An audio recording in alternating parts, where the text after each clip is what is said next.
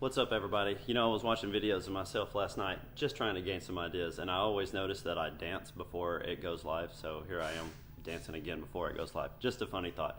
Anyway, today I just want to talk to you about 3 key elements that can keep your water looking really, really nice, specifically this time of year, because all of us are, we've been back in school, it's starting to get cold, we're really starting to not think about the pool in the backyard anymore. We're all either trying to cover or just, do other things with our lives. So this is the most important time of the year to really be thinking about these 3 key elements. Otherwise, it makes for the perfect combination for you to have a very green pool. And the reason that I say that is because it's to the point of the year where we're cool at nighttime, 40s, 50s, really nice, but then we're still peaking in those like mid to high 80s during the day, and it can make for a deadly combination of getting algae, and then you have a green pool, and then you're still disappointed. So I've said it all the time, there's 3 key elements. It's probably backwards for you because I do all of this in selfie mode, but it's filtration, circulation, and chemicals. And the reason I have it in this pie graph is because you can see it's 3 equal parts. All right, so filtration and circulation almost go together,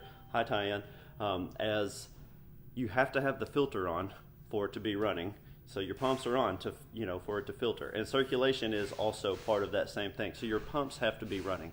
And if you can run equal filter and circulation, you're gonna have equal parts chemicals. So I kind of have another graph over here that we're just gonna make be a slightly different situation here. So like, let's just say that it's this.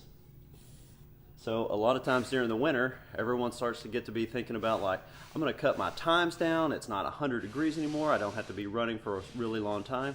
And where that's semi-accurate, I would tell you until the water is down in the 50-degree range, you really need to be running this thing about 12 hours a day. I know you have plenty of people out there saying, I run 6 hours a day, it doesn't matter what time it is. Well, guess what? When you run 6 hours a day, which we'll just call that your filtration cycle 6 hours, your circulation cycle 6 hours, what do you notice that there's so much more?